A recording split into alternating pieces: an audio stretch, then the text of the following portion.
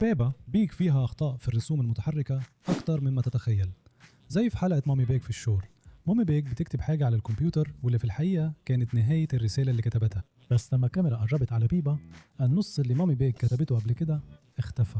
ولما دادي بيج جه يصلح الكمبيوتر بص على الساعة، الوقت كان 12:30، بس لما دادي بيج ضغط على زرار الإيقاف شفنا الساعة تاني. بس الغلطة إن الوقت بقى واحدة، وأنا مش شايف إن إعادة تشغيل الكمبيوتر بتاخد نص ساعة. وأخيراً لما بيبا كانت بتلعب لعبة الفراخ بص على النتيجة هنا، هي 461، بس لما الكاميرا قربت على الشاشة السكور بقى 0.46. في الحلقة بابا بيتمرن، بيبا وجورج ومامي بيج بيتفرجوا على برنامج التمارين بتاع مستر بوتيتو على التلفزيون. بصوا على مستر بوتيتو هنا، هو مش لابس أي قبعة، لكن لما بابا بيج دخل الأوضة فجأة مستر بوتيتو بقى لابس قبعة. وفي المشهد ده ركزوا على الريموت ده، لأنه لما مامي بيج دخلت بالعجلة الرياضية الريموت اختفى. وفي المشهد ده بابا بيج بيركب عجلة بيبا، وأثناء كده وقع في البركة، لكن الغلطة إنه العجلة وقعت فجأة مع إنها كان عندها عجلتين توازن. دلوقتي يلا نروح لحلقة المسرحية المدرسية. أول حاجة بص على ترتيب الكراسي، قدام قاعدين مامي وبابا بيج، وراهم قاعد الآنسة رابت والآنسة بوني، وراهم جدة وجدة بيج. بس بعد كام لقطة لما الكل بدأ يصور جدو وجدة بيج بدلوا أماكنهم مع الآنسة رابت والآنسة بوني، مع إنه محدش اتحرك. وفي نفس الحلقة في غلطة غريبة تانية. في الأول سوزي وكاندي وجورج واقفين قدام بيبا، يعني بيبا لازم تعدي من قدامهم عشان توصل لداني، بس لما الكاميرا قربت على بيبا بدأت تمشي ناحية داني. بس سوزي، كاندي وجورج اختفوا فجأة، اختفوا تماما، مع ان بيبا ما عادتش من جنبهم. وكمان ما فيش اي منطق ان كاندي وسوزي وجورج يكونوا في المسرحية، هم واقفين هناك بس وما بيعملوش حاجة. وفي غلطة أخيرة في نهاية المسرحية، لما العيال بدأوا ينحنوا ريبيكا رابت واقفة بين بيدرو وسوزي، لكن بعد كم لقطة ريبيكا اتحركت فجأة وبقت واقفة بين داني وبيبا في قلعة ويندي. لما بنشوف منظر القلعة مفيش أي حاجة باينة فوق غير العلم، لكن لما عيلة الخنزير توصل للقمة التلسكوب يظهر فجأة من غير سبب. ولما جورج يبص على جدة بيج وجده بيج، جده بيج مش ماسك أي حاجة، لكن في المشهد اللي بعده بيكون ماسك تليفون. وفي المشهد الأخير بنشوف عربية عيلة الخنزير، لكن الغلطة إن العربية قريبة شوية من القلعة. قبل كده ركنوا عربيتهم بعيد شوية عن القلعة، لكن دلوقتي بقت قريبة جدا. في حلقة بيبي سيتنج جدة بيج وجدو بيج كانوا بيستمتعوا ببيتزا مع بعض في الأول، وكل واحد فيهم خد قطعة. طرف البيتزا مدبب كان بعيد عنهم، لكن في اللقطة اللي بعدها على طول طرف قطعة البيتزا عندها بقى مواجه ليها بدل كده. ولما بيبا وجورج كانوا حيناموا نقدر نلاحظ رسمتين تحت الساعة، بس لما بيبا صحت بعد شوية واحدة من الرسمتين اختفت. ولما الجد والجدة دخلوا اوضتهم يطمنوا عليهم الرسمة ظهرت تاني. وفي لقطة لما بيبا بتطمن على جورج كمها مش باين فيه دراعها وداخل في البطانية. وأخيرا لما الخنازير الصغيرة والكبار نايمين التلفزيون عليه تشويش، لكن لما مامي وبابا بيج قربوا التلفزيون كان مطفي. في الحلقة اللي اسمها بركة الصخور بيبا وجورج بيروحوا البحر مع جدتهم وجدهم بيج، ولما وصلوا هناك منشوف بيبا شايل جاروف برتقالي وجورج شايل جردل برتقالي.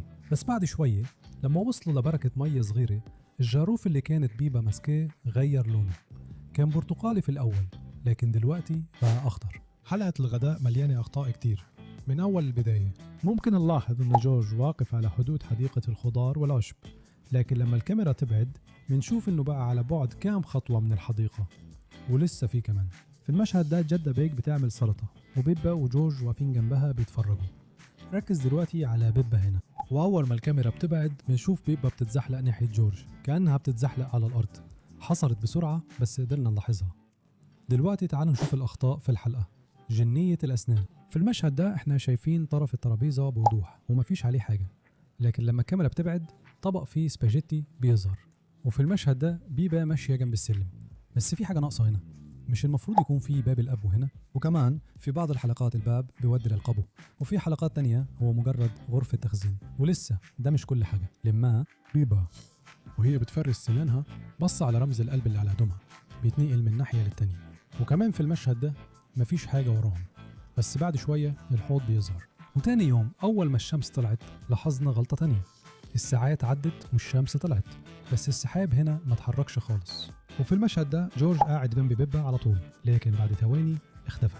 دلوقتي يلا نروح لحلقة اليوم الحار جدا. مامي بيج وصلت الخرطوم بالحنفية، بس الحنفية دي جت منين؟ في بداية الحلقة ما كانش في حاجة هناك، لكن دلوقتي في حنفية ولسه في كمان. وفي وقت لاحق في الحلقة الآنسة رابت وصلت بعربية الآيس كريم بتاعتها، ومامي بيج جابت آيس كريم للجميع. بس آيس كريم جورج داب حرفيا في ثواني، في حين انه باقي الآيس كريمات كويسة. ولما مامي بيج كانت هتدي آيس كريم، دادي بيج لجورج بص على العصاية اللي في ايد جورج. أول ما يمسك الآيس كريم العصاية اختفت.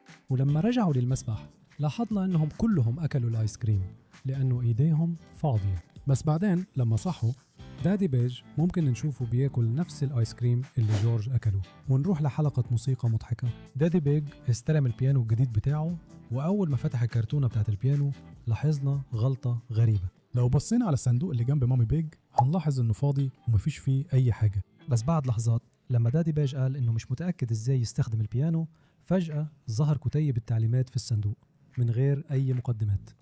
إزاي ده حصل؟ قبل كده شفنا بوضوح انه ما كانش فيه اي كتاب في الصندوق، وده مش كل حاجة. في نفس المشهد لاحظنا كمان غلطة مضحكة تانية. لو بصينا على وضع مامي بيج ودادي بيج هنلاقي فيه مسافة واضحة بين الاتنين، لكن اول ما مامي بيج بتوصل للكتاب بنلاحظ بطن دادي بيج ظهرت في الكادر. احنا فاهمين ان دادي بيج مليان شوية، بس مش اظن ان بطنه كبيرة لدرجة انها تغطي المسافة دي كلها. في حلقة صوب الجدو بيج في آخر جزء من الحلقة لما جدو دوج كان بيعمل سلطة الطماطم لاحظنا شوية أخطاء مضحكة. لما جدو دوج خلص السلطة قدمها للكل، وزي ما احنا شايفين هنا أطباق الكل مليانة سلطة، بس بص على كمية السلطة اللي لسه في الطبق، هي بالظبط زي ما كانت أول ما عملها. كأن عند جدو دوج خلل سلطة الطماطم لا نهائي، ولسه في كمان. لما الشخصيات بدأت تاكل سلطة الطماطم بتاعتها الطبق كان فيه طماطم بس، لكن لما الكاميرا رجعت توري المكان اللي فيه كل الشخصيات الطبق بقى فيه ورق ريحان. بجد؟ في حاجة غريبة بتحصل مع الصدفة دي في الحلقة. التزنج على اللوح، عائلة الخنزير راحت للحديقة وبابا بيعلم بيبا ازاي تتزلج على اللوح، واحنا بنتفرج على بيبا وهي بتتعلم تركب اللوح لاحظنا حاجة غريبة. في اللحظة دي بالذات لو بصينا على لوح التزلج بتاع بيبا هنلاحظ ان في 3 استيكرات عليها وشوش مبتسمة. ركز دلوقتي على اماكن ال3 استيكرات دول، واحدة من الاستيكرات غيرت مكانها بطريقة سحرية. لو بطأنا المشهد هنشوف فعلا الاستيكر وهو بيتنقل من طرف للتاني. في الحلقة الترامبولين بيبا وعائلتها واصحابها بيروحوا ملاهي ترامبولين بتاعة الآنسة رابت، ولما الآنسة رابت كانت بتشرح لهم لو بصينا وراها هنلاقي مكتب فاضي ورف مليان جزم. بعد ما الآنسة رابت خلصت شرحها ورجعت لمكتبها دلوقتي نقدر نلاحظ ان في جزمة زرقاء فوق مكتبها، مع ان المكتب كان فاضي تماما قبل كده، ولسه في اكتر من كده هنا. لو بصينا على جزمة سوزي شيب هنلاقيها لونها ازرق، لكن لما بتقلعها فجأة بقت بنفسجي. بجد الرسامين بتوع بيبا بيج شكلهم عندهم مشكلة مع الالوان. ودي كانت شوية اخطاء في الرسوم المتحركة بتاعت بيبا بيج اللي ممكن تكون فاتتك. شكرا لمشاهدتكم وهنشوفكم في الفيديو الجاي.